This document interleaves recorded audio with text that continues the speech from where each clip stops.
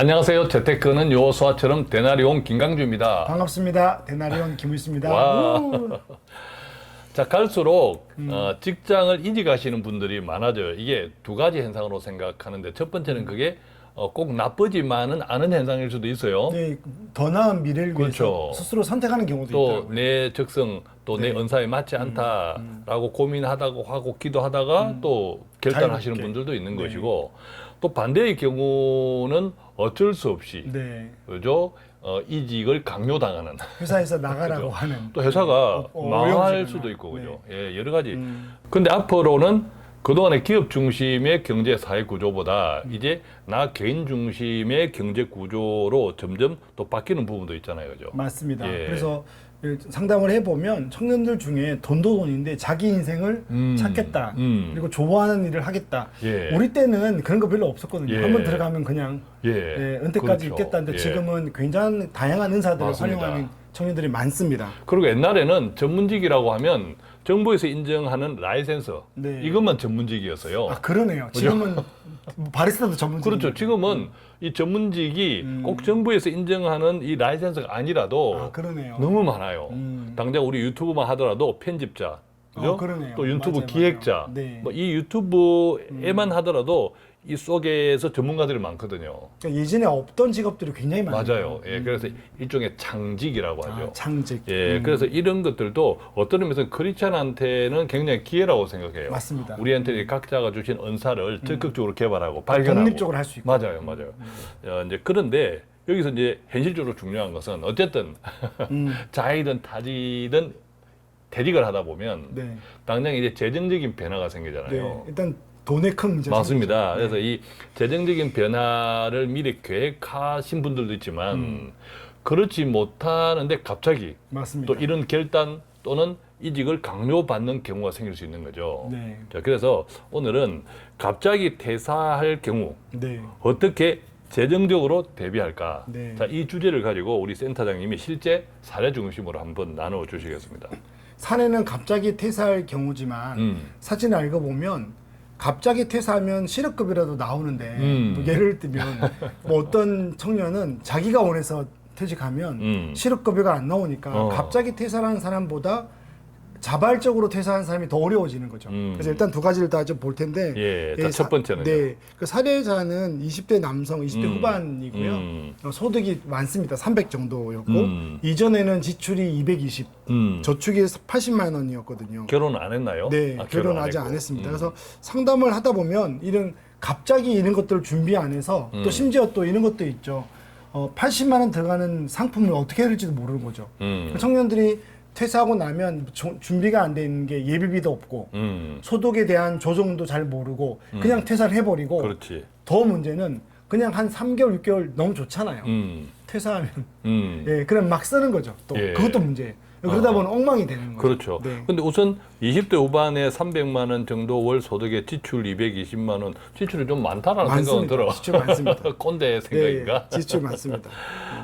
어쨌든 이제 이분이 갑자기 퇴사를 했어. 네. 퇴사했을 때 당연히 이제 현금 버는 부분도 있고 네. 또 저축하고 투자하고 있는 상품 지금까지 네, 네, 네, 자, 그런 것들은 어떻게 해야 되나 이런 여러 가지 또 해결해야 될 문제들이 있을 것 네, 같아요. 네, 그죠? 네. 어떤 대안을 주셨나요? 그래서 첫 번째 같은 경우는 저한테 이제 그 상담 시청을 할 때 퇴사가 2달 남았다고 이야기했거든요. 그러니까 이 시간이 있는 거죠. 예. 네, 그래서 이 친구는 좀 다행인 게 퇴사하고 이직하기 전에 돈 다 쓰고 오면 답이 없는데 그래도 지혜롭게 2달을 남겨놓고 연락이 와서 예. 그럼 2달 동안 지출 조정부터 하자. 왜냐면 물어봤어요. 그 퇴사를 자발적으로 하지 않으니 실업급여가 나올 텐데 실업급여가 얼마냐 알아봐라 하니까 한 190만 원 정도. 왜냐면 실업급여가 최저가 지금 180만 원으로 산정되어 있거든요. 고용보험료 내는 거 예. 보면. 그래서 여러분 그 원천지수 영수증을 보면 급여를 보면 고용보험료라고 있어요. 예. 그게 0.8% 나오고 예. 회사가 내주고 그래서 예. 1.6을 내는 것 때문에 실업급여가 나오는 예. 거거든요. 어쨌든 실업급여를 몇 개월 동안 180만 원 소득이 생기는 거죠. 그래서 지출을 300 지출해서 기준 잡지 말고 예. 180만 원의 소득으로 보고 지출을 조정해 봐라. 예. 지금은 이제 퇴직한 상태거든요. 예. 그래서 이제 그 전부터 얼마 정도를 조정할 수 있냐 물어보니까 자기가 아무리 줄여도 120만 원은 써야 되겠다. 그래도 그 전에 220만 원 했는데 100만 원을 줄이는 셈이니까 많이 줄이네 어쨌든. 그런 거 보면 많이 샀던 거죠. 예, 많이 그 전에 많이 이게 줄여지는 거 보면 줄여지는 거 자기가 보면. 또 그러더라고요. 소비를 많이 했다. 네. 돌아보니까. 네네. 왜냐면 운동 이런 거 하고 취미생활 한다고 돈을 많이 썼는데. 자 그럼 120만 원 정도를 내가 소비하겠다. 네. 한 100만 원 정도 줄여서 뭐 돈이 없으니 일단 줄여야지. 네. 두 번째 그때까지 가입하고 있던 금융 상품이 있었다고요. 네, 그래서 금융상품 80만 원이었는데 40만 원이 적금이었고요. 20만 원이 이제 펀드 ETF였거든요. 그다음에 10만 원은 청약, 그다음에 10만 원은 세액공제되는 연금, 저축, 펀드 이렇게 돼 있었거든요. 그래서 이제 우리가 이런 부분들이 제일 어려워하는 거죠. 우선순위를 모르는 거죠. 무조건 다 깨, 무조건 다 없애. 그래서 그러지 말고 적금은 5%짜리 적금 40만 원짜리가 있더라고요. 청년 희망을 했는데 그건 안 될 것 같고 그래서 일단 4%짜리는 유지하자 그래서 40만 원 적금은 유지하고 20만 원 펀드는 그러니까 이 펀드는 중지하자 그러니까 해약한다고 생각을 하더라고요. 해약은 아니고 펀드는 뭐 해약 안 해도 되잖아요. 네, 그걸 잘 모르 생각도 잘 몰라서 그냥 들어가는 돈을 중지하자. 중단. 그러니까 그게 되느냐 물어보길래 그건 문제가 없다. 그래서 나중에 다시 이직하면 20만 원을 다시 내더라도 중지하자. 네, 그리고 세액 공제도 일단 필요 없거든요. 네, 그것도 중지 가능. 보험은 중지가 힘든데 이거 연금 저축 펀드라고 해서 이것도 펀드. 네, 그래서 10만 원 중지하니까 실제로 저축은 이제 나가는 건 50만 원 정도가 나가는 거죠. 네. 그러니까 이제 보험 상품들은 내다가 못 내면 사실은 이제 해지 절차를 밟아야 되는 경우가 많은데 그렇죠. 이런 투자 상품들, 펀드 이런 것들은 중단하면 되는 거예요, 그죠? 해지가 아니라. 네. 그래서 30만 원을 줄였고요. 50만 원만 일단 내자. 50만 원만. 그렇게 내고 그러면 10만 원이 남네, 그죠? 네, 180만 원 소득에서 120만 원 쓰고 아까 그 저축을 50만 원만 50만 유지하니까 170만 원이니까 10만 원이 오히려 10만 원이 남는 남는다. 거죠. 네. 오히려 이제 퇴직하고 나서 10만 원 남는 거 쓰겠죠. 야, 이런 판국에 돈이 남아. 그러니까 그게 좋은 거죠. 심리적인 안정감이 좀 있는 것 같고.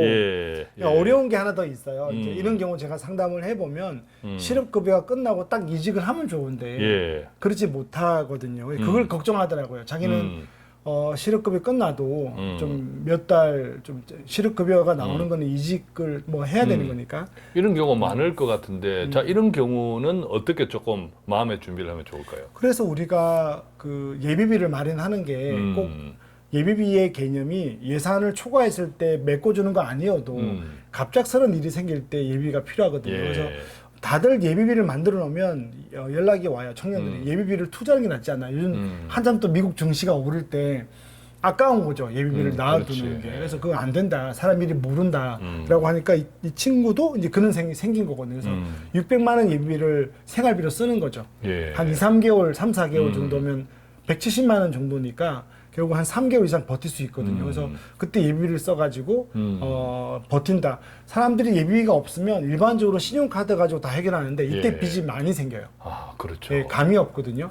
그러니까 이 저축도 중요하지만 저축은 어쨌든 조금 중장기잖아요. 네네네. 저축 투자는. 근데 예비비는 만약의 경우에 나 스스로 일종의 자가 보험을 만들어 놓는 그런 거죠. 거죠. 나 스스로. 네네. 그렇지 않으면 더 많은 더 높은 금리의 빚을 져야 할 수도 있으니까 네, 그게 맞습니다. 굉장히 중요하네. 네, 그래서 예비비가 있는 게 또 어떤 청년들은 예비비가 있으므로 몇 개월 더 공부하거나 미래를 위해서 자신을 투자하는데 시간을 보낼 수 있는데 예비비가 없으면 당장 이것 때문에 빨리 어디든 들어가려고 하거든요. 그렇게 생각하면 앞으로 우리가 이제 도입부에서 이야기했는 것처럼 앞으로 시대가 이직이 점점 잦아지는 시대.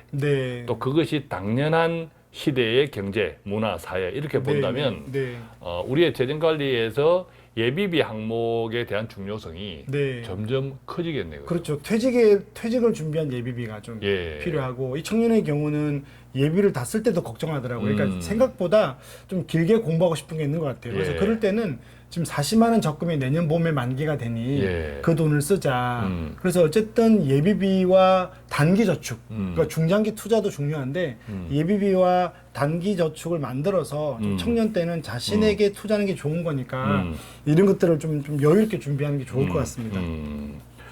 오늘 이 상담 내용을 같이 한번 나누어 볼 때 제가 정말 이 청년이 지혜롭다 생각한 네. 것은 네.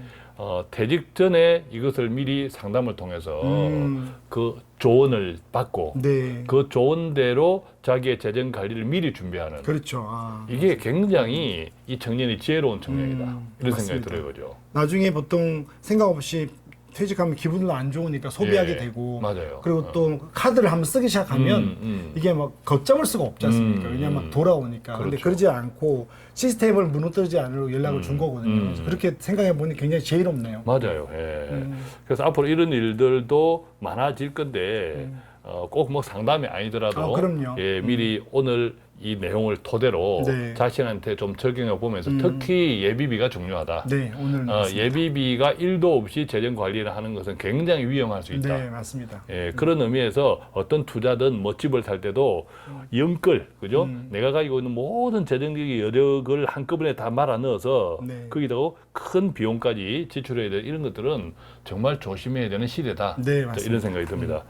자, 오늘 내용도 이직이 점점 많아지는 시대에 만약 그런 일이 닥쳤을 때 우리는 재정을 어떻게 대비해야 될까 이런 내용을 함께 나누어 들었는데 듣는 분들께 많은 유익함이 있었기를 바라면서 저희는 여기서 마치겠습니다. 고맙습니다. 감사합니다.